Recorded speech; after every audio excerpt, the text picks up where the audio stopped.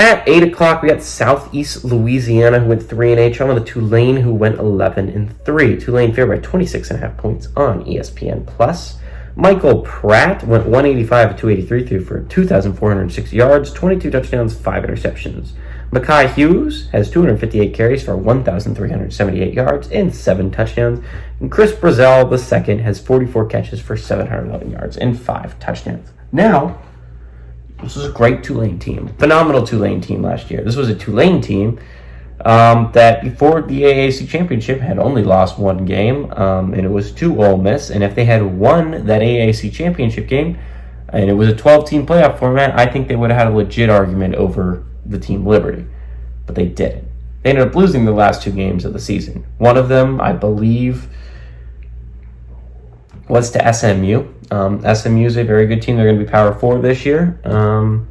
I forget who they lost to in their bowl game, but bowl games don't really matter.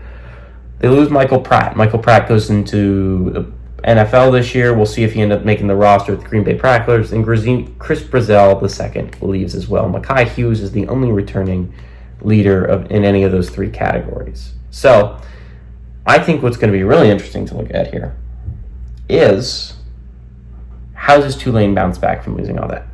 Because I forgot to mention, after losing their quarterback and their leading receiver, they also lose their head coach, right? Willie Fritz went and took the job at Houston, which means they bring in John Summerall. John Summerall has done a phenomenal job of building a program at Troy, right? He's turned Troy into a powerhouse of the Sun Belt. We'll see if that stays after he leaves. But he's done a phenomenal job of building that program. Can he keep Tulane at that high level? Because from what we've seen in the American, the past couple times that we've seen a coach build a program up to a high level and then leave for a better job at Power 4, it hasn't stuck around, right? I mean, it's great of a job. You look at the 3 teams that have really done phenomenal before Tulane got there, right? There were 3 teams at the top of the AAC. There was UCF, there was SMU, and there was Memphis.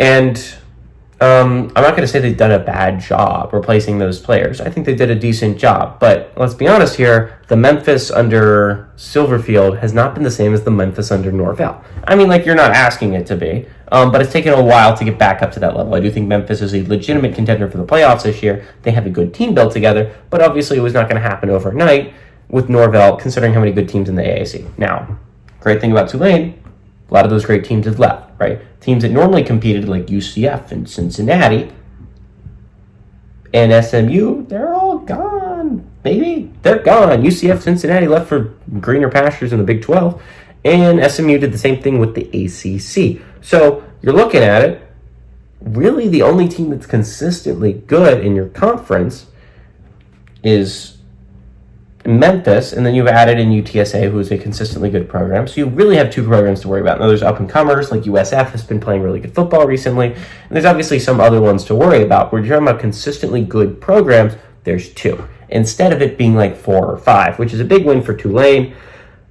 I think Tulane's going to have a down year. I don't know what to say. It's hard to immediately be as good with a new coach as you were with an old one. It just is, right? It's going to take a couple of years for him to get the program underneath his belt, get the guys in that he wants, get the players in that he wants.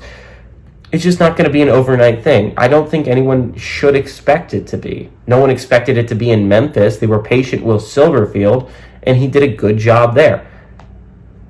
Again, you got to be patient. You've got to take the punches, and I just don't think Tulane's going to be as good as they were last year. But I do think they're going to kick South Louisiana's butt. Give me Tulane to win and cover at home.